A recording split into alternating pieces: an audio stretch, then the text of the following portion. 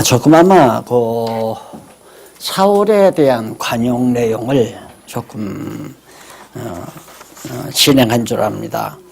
여기는 1862페이지에 보시면 1862페이지 23장 15절로 18절 거기 보면 다윗이 십황무지에서 요나단을 만나서 격려를 받는 그런 내용으로 되어 있습니다.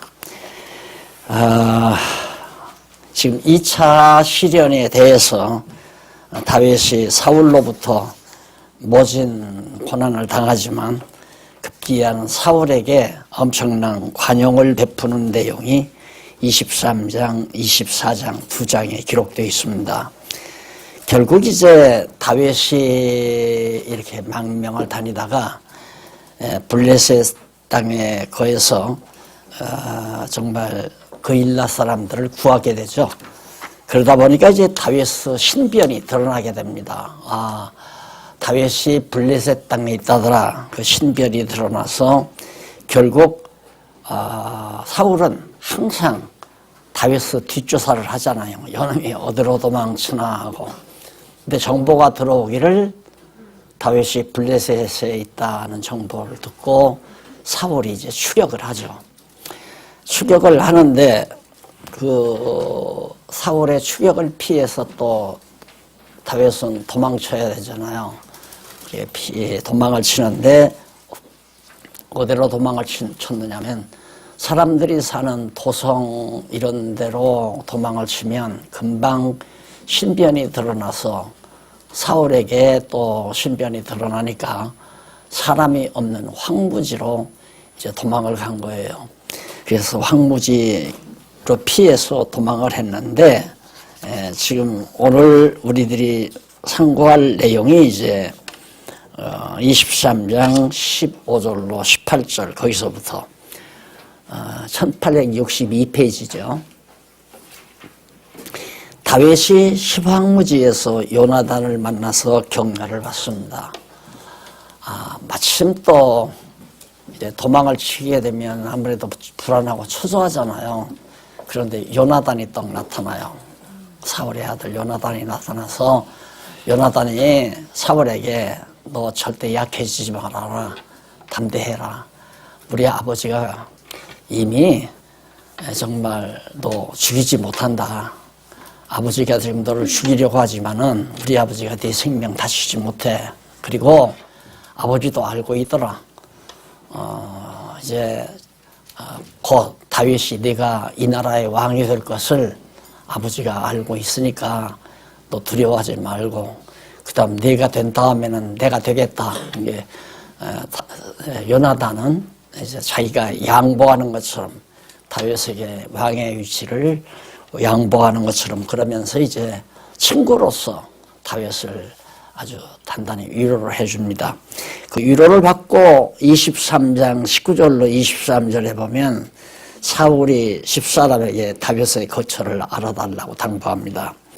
이제 황무지로 십이라고 하는 도성의 근동에 있는 황무지로 이제 도망을 갔으니까 그 사실을 사울이 알 거 아니에요. 사울이 정보를 듣고 그 십사람들, 그 도성에 살고 있는 사람들에게 좀 물색해 봐라.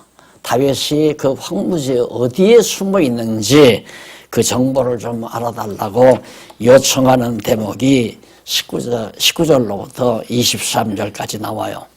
그러면 당연히 사울 왕이 자기 백성들에게 당장 다윗의 거처를 알아보라고 하니까 안 알아볼 리가 있어요. 그래서 이제 알아보게 되죠. 그래가지고 24절로부터 29절에 보면 23장 1864페이지 블레셋 사람의 침공으로 사울이 다윗의 추격을 그치게 됩니다. 참 묘하죠. 이제 십황무지에 다윗이 숨어 있다는 말을 듣고 이제는 방법은 없잖아요. 십사람들에게 한번 알아보려고는 했지만은 사울은 엄청난 군대들을 동원해서 이제 포위작전을 그 황무지에 그렇게 토끼머리처럼 하는 거죠.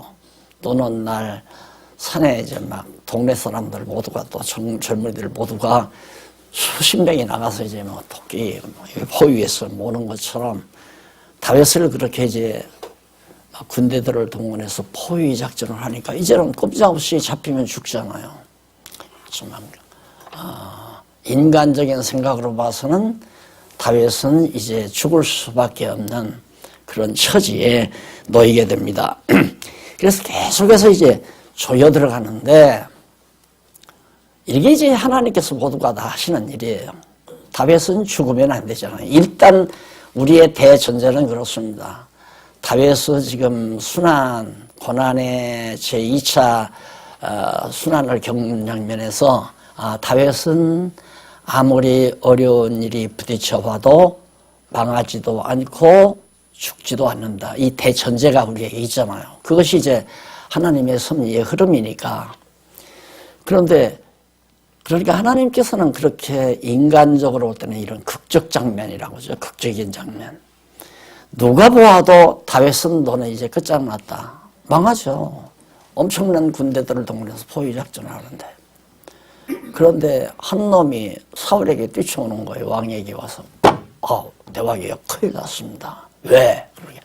블레셋 사람들이 지금 우리나라를 침입해 옵니다 말이에요. 블레셋 군대가 쳐들어왔다고 말이에요. 그러면 우선 사울의 입장에서도 볼 때 다윗보다 급한 게 뭐냐면 블레셋 군단의 말입니다. 블레셋 군대들을 방어해야지 그들에게 나라를 빼앗기면 안 되잖아요. 그래서 이제 사울이 다윗을 쫓는 것을 그치게 됩니다. 자, 이런 장면들을 이제 우리가 성경에서 발견하게 되면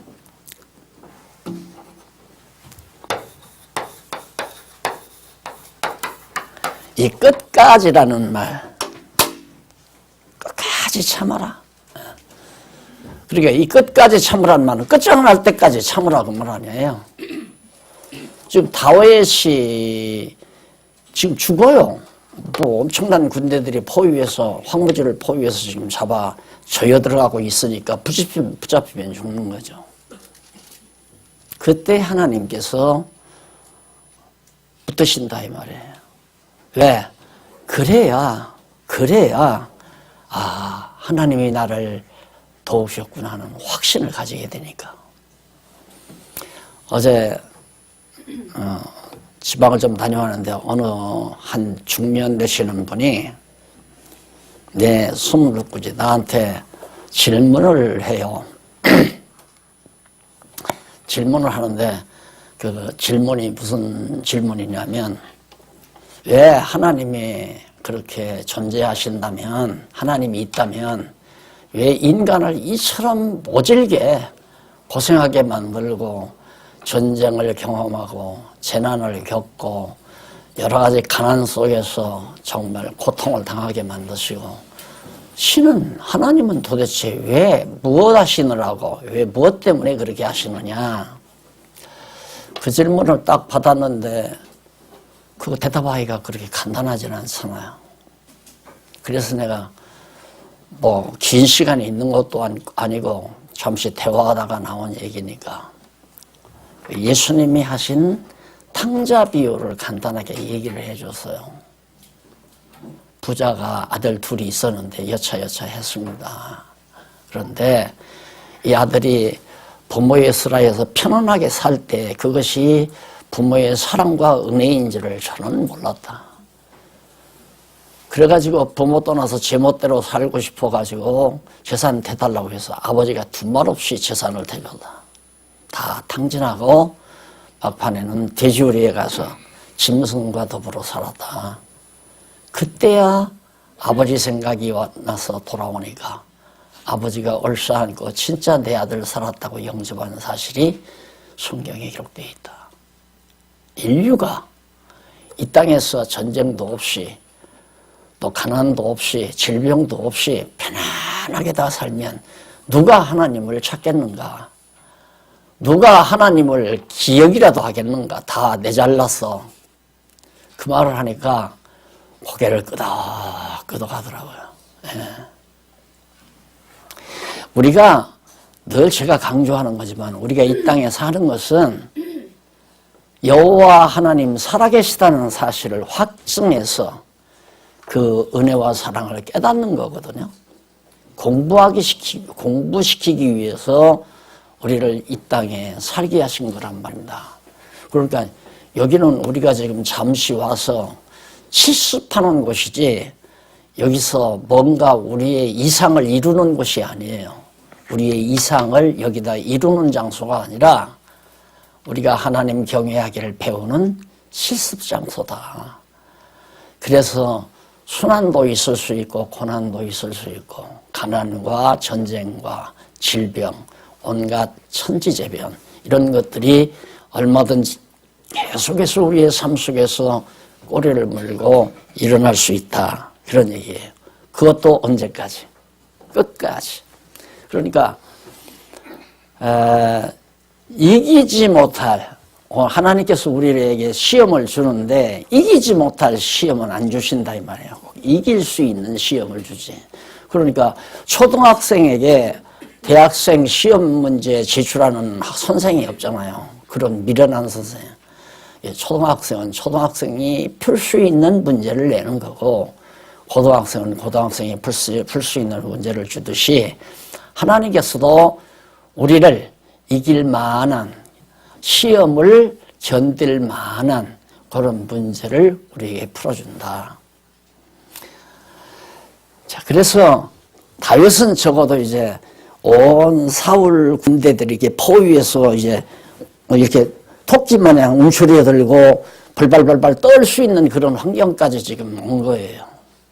그런데 그 순간 하나님께서 블레셋 군대들의 마음을 충동시켜가지고 이스라엘을 쳐들어가라. 그러면 이스라엘을 쳐들어가라는 말은 이스라엘을 빼앗으라고 쳐들어가라고 한 게 아니에요. 바울의 마음을 혼란스럽게 만들어라. 아니, 바울이 아니라 사울의 마음을.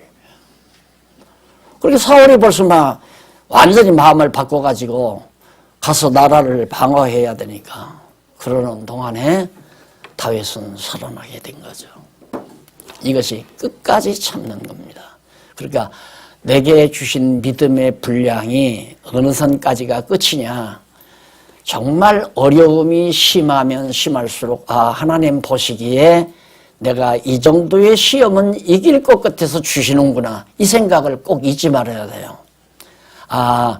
정말 견디기 어려운 시련이 오더라도 하나님이 나에게 이 정도의 시련은 겪을 수 있기 때문에 이기지 못할 시험은 안 줄 거니까 참자, 인내하자, 이제 끝까지. 이것이 신앙이에요. 인내란 신앙의 결실입니다. 어느 정도 참느냐? 참을 수 있는 데까지 참는 거예요. 인내할 수 있는 데까지. 인내할 수 없는 데까지가 뭐냐? 믿음이 거기까지밖에는.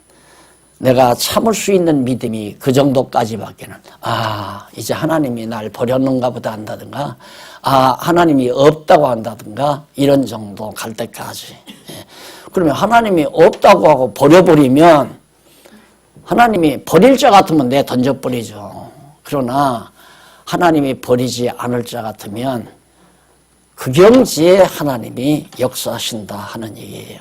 그래야 맞다. 내 능력으로는 도저히 사울의 포위망을 내가 피할 수 없었지만은 하나님께서는 나를 붙들어 주셨구나 하는 걸. 그래서 이제 하나님께 대한 찬양이 나가곤 하는 거란 말입니다. 그러면서 우리의 믿음이 점점 자라나는 거예요. 우리 믿음이 자꾸 성장하는 거. 그러니까 시련을 겪으면 겪을수록 강해지지 않아요. 그러니까 요즘 자라나는 젊은이들이 오래 참지 못하는 이유는 고생을 안 해봐서 그러잖아요. 고생을 안 해봐서. 고생을 많이 해보면은 아무리 어려운 역경이 와도 끝까지 여호와 하나님을 의지하고. 근데 마구 자기의 어떤 의지력, 고집으로 참는 건 미련한 거예요. 여호와 하나님은 내 편이시다. 하나님은 나를 절대 버리지 않는다. 하나님이 나를 이렇게 쓰시려고 나를 부르셨다라고 하는 확신만 있으면 어떤 역경 속에서도 옆자리로 와. 자리 짭 하나 좀 들어가줘요. 이명숙 좀 들어가줘.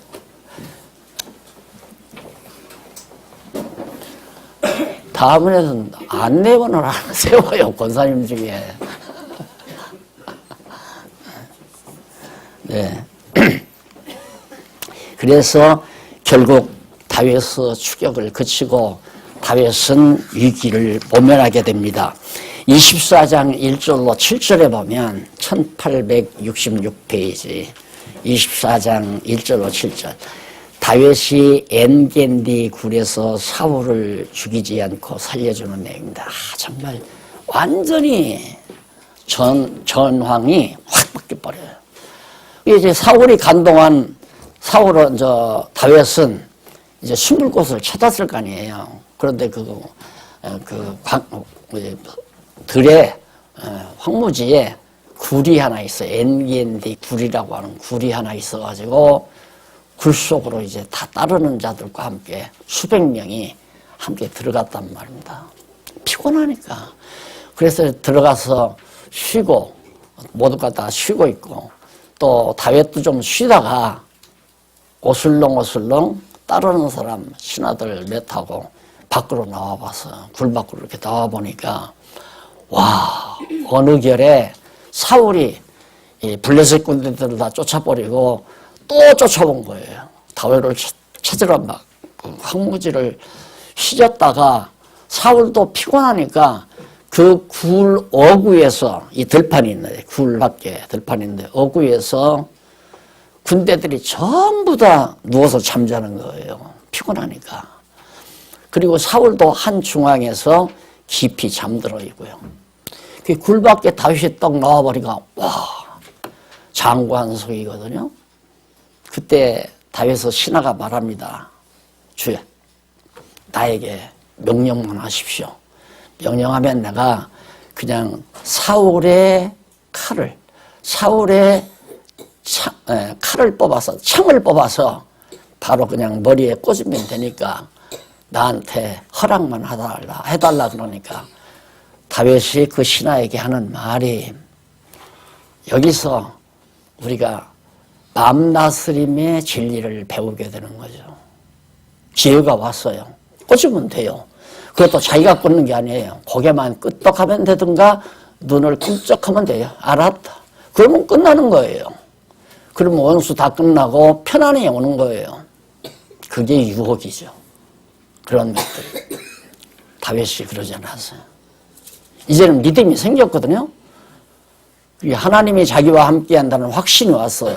그러니까 다윗이 신하에게 하는 말이 야 이 사람아 그 사람이 죽어야 될 사람 같으면 사울이 하나님의 뜻 가운데서 사울이 죽어야 될 사람으로 결정이 되어 있다면 내가 안 죽여도 죽는다. 왜 내 손에 피를 묻히느냐. 죽이지 말라. 딱 거절해버려요. 맞는 얘기 아니에요? 내가 죽여야 꼭 죽이나요? 하나님이 죽이려 하지 아니했으면 내가 죽이려고 해도 창을 뽑는 순간 사울이 벌떡 일어나서 이런 어떤 놈이라고 고함질러가도 도리어 역효과를 당할 수도 있잖아요. 다윗이 하지 말라고 그래요. 이런 데가 이제 믿음의 힘이죠. 믿음이 없으면 그럴 수 있겠어요. 내가 하려고 하는 거지. 그러니까 불신앙이란 뭐냐면 하나님이 안 하시니까 내가 해야 된다. 이게 불신앙이에요. 하나님이 안 하시니까 이 일을 이렇게 꼭 해야 되는데 하나님이 안 하니까 내가 해야 된다. 이게 철저한 불신앙이란 말입니다. 그러면 신앙은 뭐냐? 내가 할 수 있어도 하나님이 하시는 것을 보고 싶어하는 것이 그것이 신앙이에요.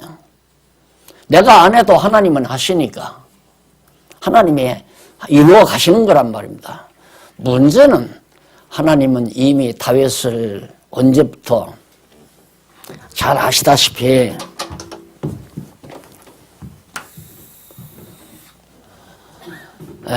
여기가 이제 야곱 아니에요. 야곱. 야곱이 유다에게 이제 복을 빌 때가 언제냐면 지금 다윗으로 말하면 이제 이 다윗이 때거든요. 얘가 한 1000년 전이에요. 약 1000년 전.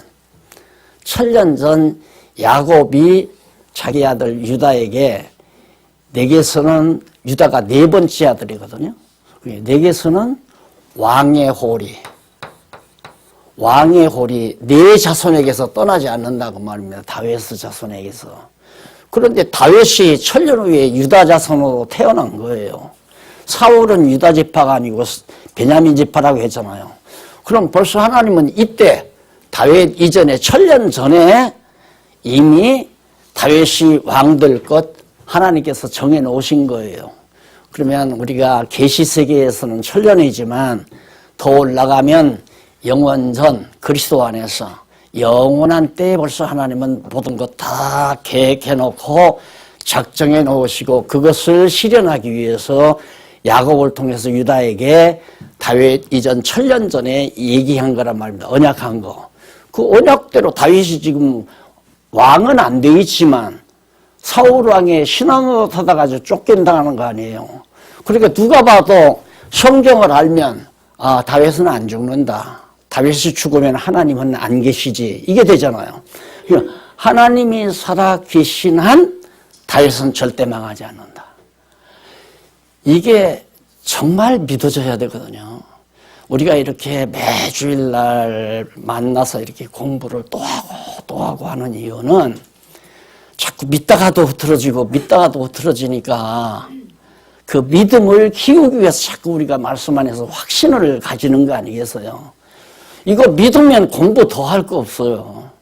이게 믿어져 버리면 아, 하나님은 나를 이 시대에 이러이러한 일을 하시려고 나를 부르셔서 당신 백성 삼았다. 이게 확 믿어져 버렸으면 겁날 거 하나도 없어요. 금방 다 망해서 넘어질 것 같아도 안 망해요. 그러니까 하나님의 뜻이면 내가 이 땅 위에 존속해서 선한 일에 열중하고 살지만 하나님의 뜻 아니면 내가 해야 되겠다 아무리 애써봐야 필요 없다 이 말이에요. 그러니까 다시 한번 정리하세요. 불신앙은 하나님이 안 하시는 일을 내가 하려고 발버둥 치는 게 불신앙이고, 신앙은 내가 할 수 있는 일도 하나님이 하시도록 안 하는 것이 신앙이고, 이 말 잘못 알아들으면 또 잘못해. 잘못 알아들어서 머리 쓰는 거예요. 쉽게 말해서 사울을 죽이고 안 죽이는 거, 다윗이 안 죽이면 사울 안 죽는 게 아니에요. 다윗의 말대로 하나님은 절대 내 손을 빌려서 그 나쁜 짓 안 한다 이거예요. 사울을 하나님께서 죽이실 건데 선왕을 죽이는 나쁜 짓을 나에게 시키겠느냐, 이제 다윗의 그 말이거든요. 이방 왕을 시켜서 사울을 죽인다고 말합니다. 이 사울이 죽어야 이제 다윗이 왕이 되니까. 근데 그대로 되잖아요. 다윗이 안 죽였는데 사울이 이방 왕이 결국에 망해서 죽어버리잖아요. 이런 것을 우리가 성경에서 공부하면서 옛날 이야기처럼 듣는 게 중요한 것이 아니라 그것이 내 생활의 양식, 내 삶의 등불, 내가 어떻게 살아갈 것인가. 아, 내가 이렇게 잔인한 일을 해서라도 내가 살아야 된다. 다윗 생각해 보세요. 잠든 사울 신화시켜서 창 한 방 꽂으면 끝나는데 할 만도 하잖아요. 지금 얼마나 사울 때문에 고통을 많이 당했는데, 사울은 지금 막 자기 기회만 다면 죽이려고 하는 사람이니까 해치워야죠. 그것을 다윗이 범하지 않는다는 건 보통 믿음이 아니죠. 항상 생각하고 양식으로 삼아야 될 부분이라고 생각합니다. 우리가 할 수 있다고 해서 창을 들이대는 사악한 일은, 남을 정말 죽이거나 살상하거나 하는 사악한 일은 우리 손으로 안 하는 게 좋잖아요. 그런 일들은 할 수 있어도 안 하는 것이 신앙이다. 사악한 일, 사람을 죽이는, 사울을 죽이는, 그것도 선왕이 아니에요. 같은 동족 선왕. 선왕을 창을 들어서 죽이는 일, 다윗이 충분히 할 수 있는데도 안 하고 하나님께서 하도록 자기가 이루어 놓는, 여기에서 이제 우리 눈으로 볼 때는 관용으로 놓은 관용.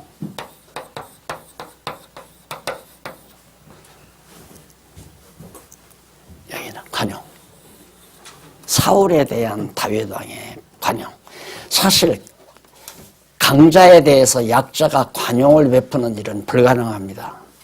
관용이란 힘 있는 자가 힘 없는 자에게 그냥 이렇게 베푸는 것이 관용이라고 생각하지, 나약한 다윗이 강한 사울에게 관용을 베푼다? 안 되는 거예요. 이건 신앙 안에서만이 가능한 얘기입니다.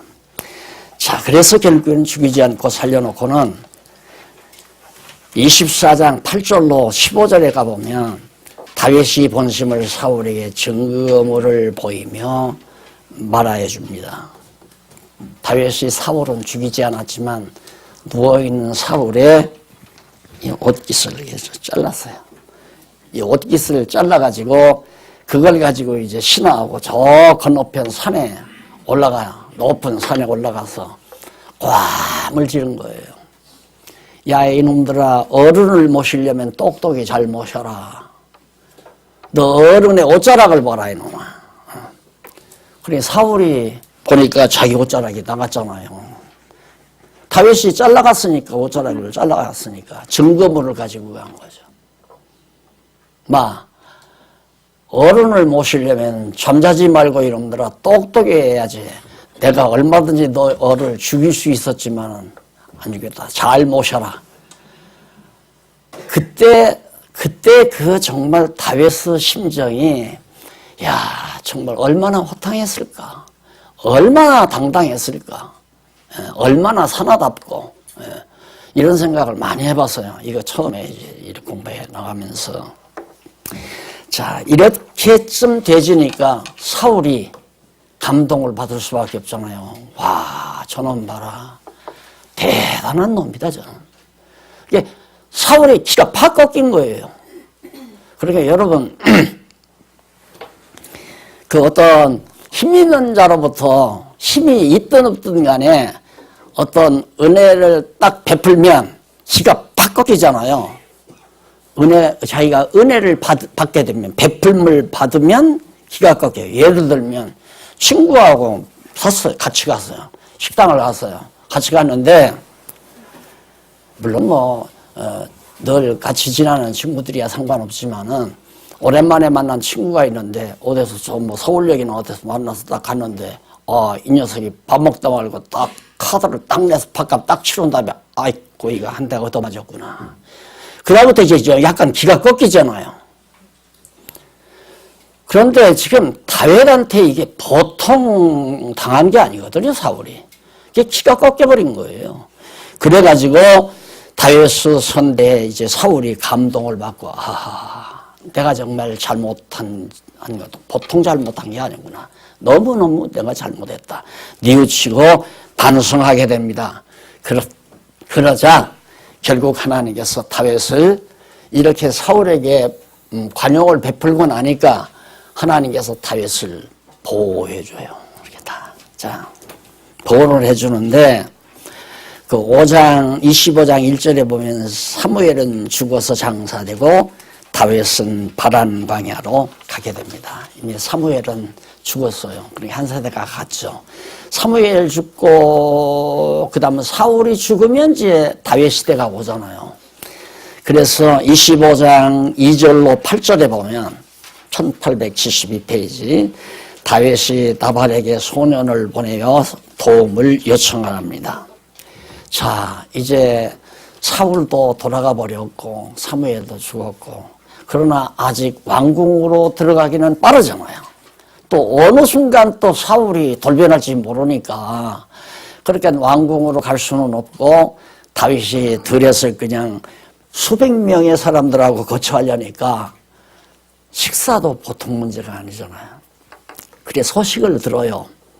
소식을 듣는데 나발이라는 사람이 거기 한 부호인데 큰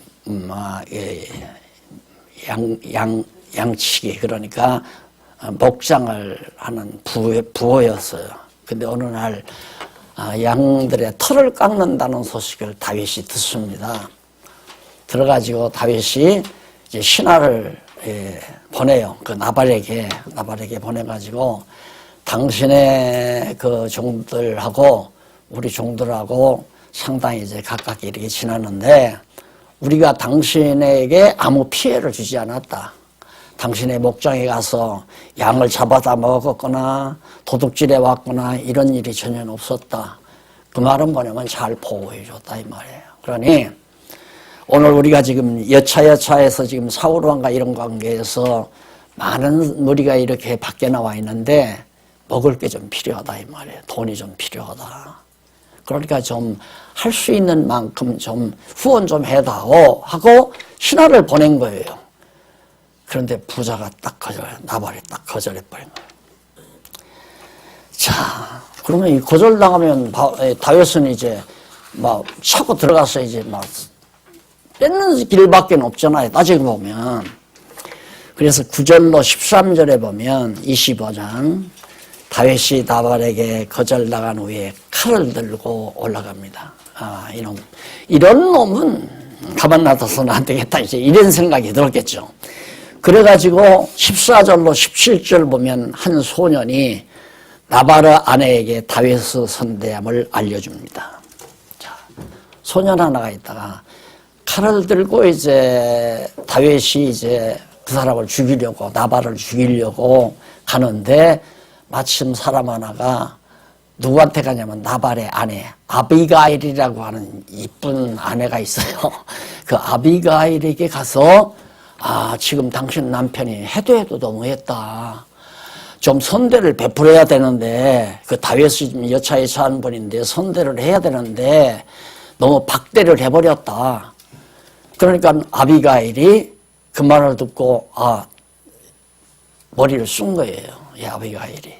그래가지고 아비가일이 다윗의 선대함을 알려줍니다. 그 소년에게서 듣고는 그 다음 18절로 22절에 가보니까 나발의 아내 아비가일이 급히 다윗을 만나러 이제 내려옵니다. 다윗이 있는 범주로.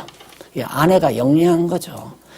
남자들은 우직스러워가지고 한번 제 맘하고 밀어붙이는데 여자들은 뭐 팔방을 다 생각한다면서 동서남북 팔방을 다 이거저거. 그 아비가일이 이제 지혜롭게 잘 생각을 해가지고 23절로 31절에 보면 아비가일이 다윗을 만나서 선대하여 주기를 간절히 간청을 합니다. 내 남편이 민웅해서 그러니까 탓하지 말고 우리를 좀 선대해 주십시오. 그 많은 분량이니까 조금 나누어서 설명해 보십시다. 1878페이지 위에서 세 번째 줄 보면 23절로 25절 내용이에요. 아비가일이 다윗에게 나발의 잘못을 지적하며 자기를 변호하는 내용입니다. 나는 몰랐어요. 근데 내 남편이 좀 민웅해요. 그리고 욕심도 많고, 그래 남편 흉을 좀 받겠죠. 그러면서 흉을 보면서 이제 자기를 변명하면서 다윗에게 접근을 합니다. 그러자 26절로부터 28절 상반절에 보면 아비가일이 다윗에게 자기의 허물에 대한 용서를 비는 그런 내용이에요. 아비가일은 사실은 잘못한 건 없잖아요. 그런데 나발이 잘못한 것을 자기 잘못이라는 그런 식으로 하면서 내 주여 여호와께서 사시고 내 주도 살아 계시거니와 내 주의 손으로 피를 흘려 친히 보수하는 일을 여호와께서 막으셨으니 내 주의 원수들과 내 주를 해하려 하는 자들은 나발과 같이 되기를 원하나이다. 참, 그 말을 이렇게 살짝 좀 돌리는데 참 이쁘게 돌리잖아요. 다윗을 어떻게 보았냐면 내 주여 여호와께서 사십니다. 그러니까 이렇게 여호와 하나님께서 여호와 하나님이 이렇게 언약하시고 지금 다윗의 여군을 이렇게 만드신 하나님이 살아계신데 다윗을 감히 누가 행합니까? 당신을 누가 해할 수 있습니까? 그 말이에요. 그러면서 거기 이제 계속 보면은 사시고 내 주도 다윗 당신도 살아계시거니와 내 주의 손으로 피 흘려 친히 보수하는 일. 어떻게 감히 다윗 당신이 칼을 들고 내 남편을 죽이는 피를 흘릴 필요가 있습니까? 그러지 않아도 여호와 하나님 살아계시니까 당신은 당하지 않습니다. 만약에 누구라도 당신을 해하고자 하면 내 남편처럼 당신을 해하려는 모든 자들이 다 망하기를 원하나이다 하고 딱 고백을 했어요. 이게 아비가일의 신앙 고백이죠. 그러니 다윗이 마음이 안 솔리겠어요? 그냥 마음을 뺏겨버린 거예요. 아비가일에게, 그 여자에게. 야, 어떻게 세상에 저런 여자가 다 있을까? 누구한테 얘기를 들으니까 그러더라고요. 자기가 목사였대요. 자기가 장가를 가야 되겠는데 가만히 보니까 어느 아가씨가 좀 괜찮은 것 같더래요. 그래서 거지 행세를 변장을 하고 그 아가씨가 사는 집으로 가서 밥으로 들어갔대요. 밥으로 들어갔는데 보통 같으면 밥을 그냥 딱 준다고 가져가세요 하고 뭐 부어주든가 하는데 밥상을 딱 차려가지고 앉혀놓고 오셔서 따뜻하게 잘 들고 가세요 그러더래요. 그래서 그 여자하고 결혼했대요. 지금 다윗이 그 일이야. 어떻게 그런 여자한테 안 빠져들 수가 있어요. 그래가지고 결국은 이제 31절까지 보면 아비가일이 다윗에게 여호와께서 다윗 왕가를 반드시 세우실 것을 고하며 자기를 생각하여 주기를. 이 아비가일의 신앙이 그런 여자가 어떻게 나발을 만나서 살았는지 참 시집을 처음 잘못 간 거죠. 여호와께서 이렇게 야곱을 통해서 일찍이 1000년 전에 유다 지파 네 가문에서는 왕의 월이 떠나지 않는다니까 지금 초대 왕이 될 거거든요. 이 초대 왕. 다윗 왕이 초대 왕이니까 왕가가 지금 자리 잡는 순간 아니에요. 근데 그걸 아비가일이 고백을 해요. 당신 왕가는 망하지 않습니다. 그러니 다윗이 완전히 빠져들 수밖에 없죠. 그래가지고 32절로 35절에 보면 이쪽 다윗이 여호와를 찬양하고 아비가일을 용서해 줍니다.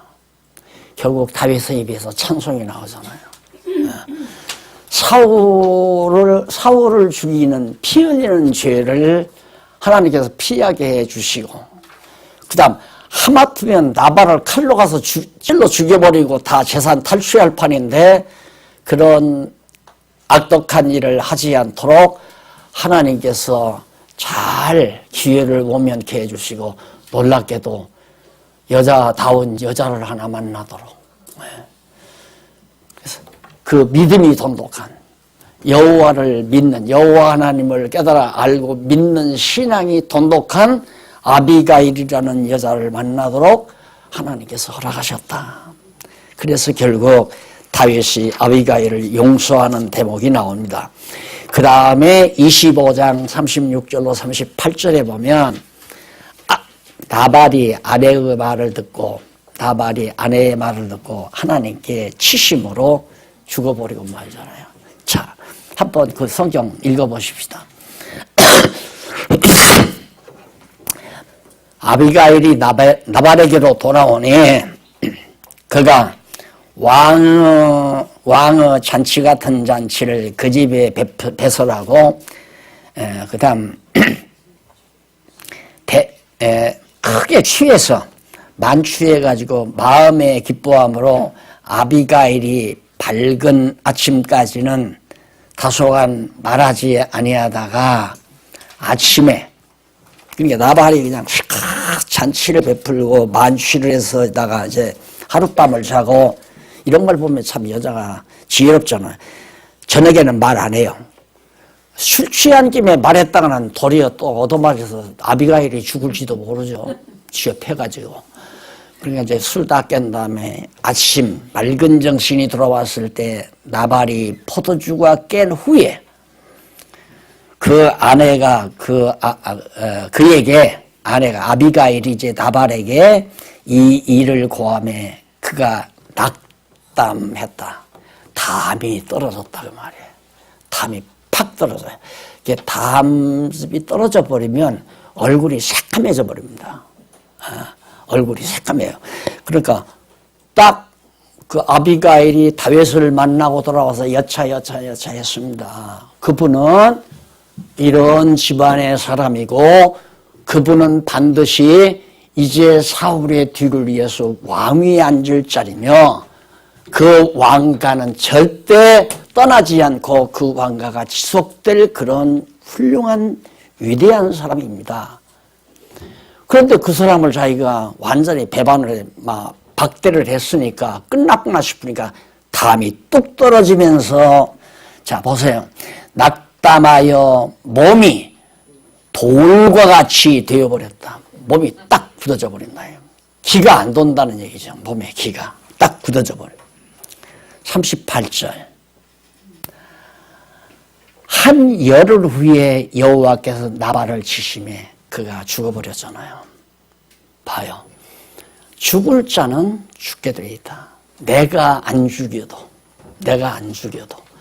그래서 이런 것을 우리가 성경에서 하나님이 이렇게 섭리하시는 것을 보면 원수 갚는 것이 내게 있다. 네가 갚으려고 하지 말아라. 내 분풀이를 내가 하려고 하는 건 신앙이 아니에요. 내 분풀이를 내가 나서서 하려고 하는 건 불신앙이라 이 말입니다. 그래서 결국은 하나님께서 나발을 쳐서 죽어버렸잖아요. 낙담해가지고 한 열흘 알다가 그냥 죽어버리고 만 거예요. 그러자 43절로 44절에 보면 다윗이 이스라엘 아히노암을 취하여 아내로 삼지요. 이게 차라리 그냥 바로 아니 여기 39절로 42절에 보면 다윗이 여호와를 찬양하고 아비가일로 아내를 삼습니다. 이제 죽었으니까, 남편 죽었으니까 아내도 삼아도 되잖아요.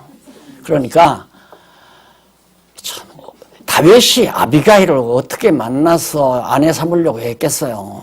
하나님이 배필을 만나게 하는 것도 하나님이 다 주관하고 인도에 가는 거거든요. 근데 아비가일을 아내로 취했는데 그 다음 또 이쪽에 보니까 43절 44절에 보니 이스라엘 아히노암을 취하여 또 아내로 또 삼아요. 두 번 장가를 가잖아요. 그래서 거기 하면 다윗이 또 이스라엘 아히노암을 취하였더니 그들 두 사람이 자기 아내가 다윗이 이제 아내가 둘이었다 이 말입니다. 44절 사울이 그 딸 다윗의 아내 미갈을 갈림에 사는 라이스 아들 발디에게 주었더라. 결국 이제 미갈은 다른 데로 보내고 이스라엘과 그 다음 아히노암을 취해서 아내로 다윗이 삶으로 하나님께서 철저히 하나님의 보호하심을 입는 장면을 25장에서 우리가 확인을 했죠.